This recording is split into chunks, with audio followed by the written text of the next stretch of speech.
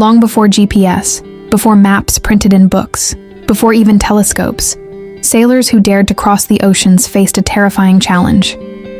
Imagine being on a wooden ship, with nothing but water in every direction. The waves are high, the skies are dark, and the horizon never changes. Without clear stars at night or the sun in the day, you could lose your sense of direction completely. Many ships disappeared like this, swallowed by storms, never to return. At first, people tried many ways to guide themselves. The Polynesians memorized the positions of stars, and even read the patterns of waves across the Pacific Ocean. Vikings used crystals called sunstones to find the sun's position through the clouds. Arab sailors studied the skies with astrolabes, while Europeans clung close to the coastline to avoid getting lost. But all these methods had one weakness.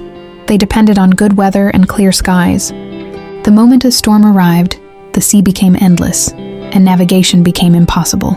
Then came one invention so small it could fit in the palm of your hand, yet powerful enough to change the course of world history: the compass. The story begins in China, where people discovered a mysterious mineral called lodestone, naturally magnetized by the earth itself.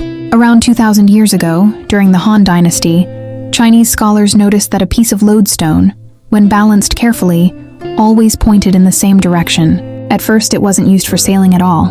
It was seen as mystical, a tool for fortune-telling and feng shui, used to align buildings and tombs in harmony with nature. People thought it was magic, not science. But slowly, sailors realized its true potential. By the 11th century, Chinese navigators were placing magnetized needles on water, or suspending them with silk threads, and these needles always settled pointing north and south. For the first time, humans could find their way at sea, regardless of weather or daylight. This small needle gave them a fixed direction when everything else failed.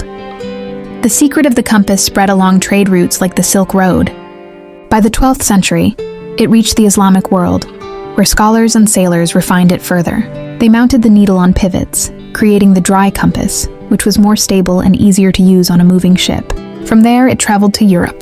By the 13th century, European sailors began to rely on it, and suddenly the horizon no longer felt like a prison.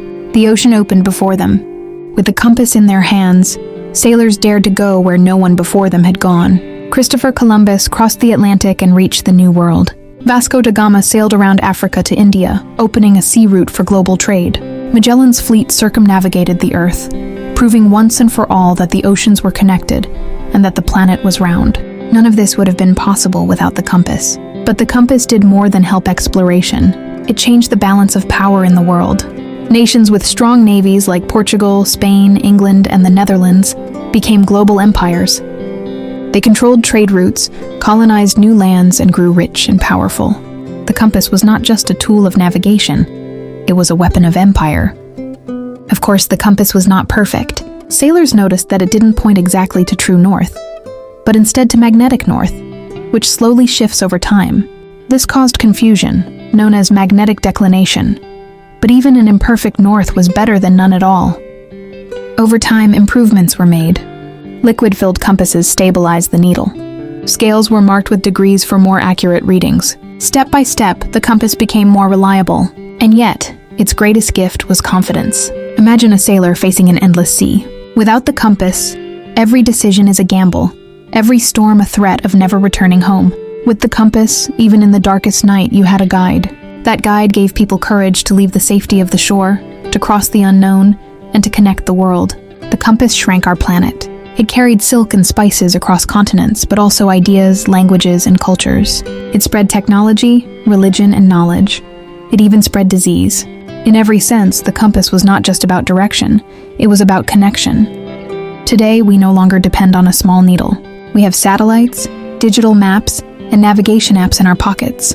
And yet the compass endures. Hikers carry it into the wilderness. Pilots keep it as a backup. Its symbol still appears on our phones. Even in the 21st century, we trust it as a guide.